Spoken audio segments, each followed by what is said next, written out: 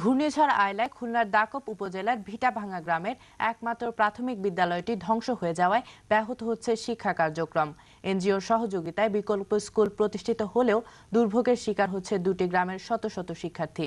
নাহিদ আঞ্জুমান নয়নের ক্যামেরায় খুলনার আয়লা দুর্গত এলাকার শিশু কিশোরদের নিয়ে ধারাবাহিক প্রতিবেদনের আজ থাকছে দ্বিতীয় পর্ব, জানাচ্ছে সামিহা চৌধুরী।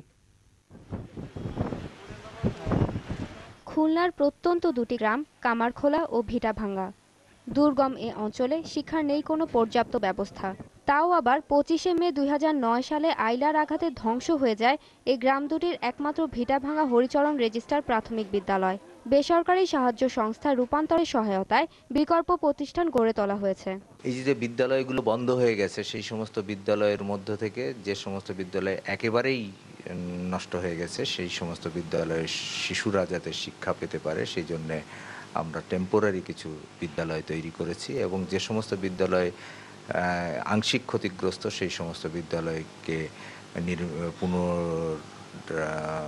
সংস্কার করে সেই সমস্ত জায়গায় তাদের শিক্ষা ব্যবস্থাটাকে চালু করবার জন্য চেষ্টা করেছি। 2000 বাচ্চা শিশু মানে 0 থেকে 8-10 বছর বয়সী বাচ্চারা ওইখানে আসতো। তারা সকালে থাকতো, এখানে লেখাপড়া করতো এবং খাওয়া দাওয়া করতো। ক্লাসিনের অভাব আছে, পড়তে অসুবিধা হয়, প্রাইভেট পড়তে টাকা লাগে, তা বাবা মা দিতে পারে না। আইলা ভেঙে যাওয়ার পর আমাদের হতাশ হয়েছিল। এই স্কুলটা দেওয়ার পর আমরা ভালোভাবে লেখাপড়া করতে পারছি। লেখাপড়ার জন্য ভালো মতো কাগজ কলম পাই না, আমাদের খাদ্যের অনেক রকম সমস্যা আছে। তাছাড়া বিরূপ পরিবেশ, বিশুদ্ধ পানি ও খাদ্যের অভাবে নানা রকম রোগে আক্রান্ত হচ্ছে শিশুরা। তবে এজন্য সঠিক চিকিৎসা বা প্রয়োজনীয় ঔষধের সরবরাহ নেই। ভাঙনের কারণে বিভিন্ন জায়গায় আশ্রয় নিয়েছে এলাকাবাসী, যার ফলে স্কুলের শিক্ষার্থীর সংখ্যা অনেক কমে গেছে। তাছাড়া পারিবারিক চাহিদার কারণে অনেক শিশু উপার্জনের কাজে নিয়োজিত।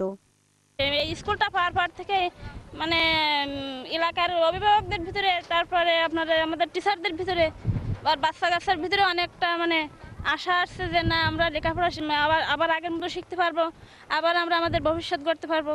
এই রূপান্তরের সাথে দুর্গত এলাকার এসব মানুষ চায় স্বাভাবিক জীবনে ফিরে আসতে। এজন্য তারা ত্রাণ চায় না, চায় কাজ আর একটি সুন্দর জীবন। সামিহা চৌধুরী, দুরন্ত খবর, দিগন্ত টেলিভিশন, দাকপ, খুলনা।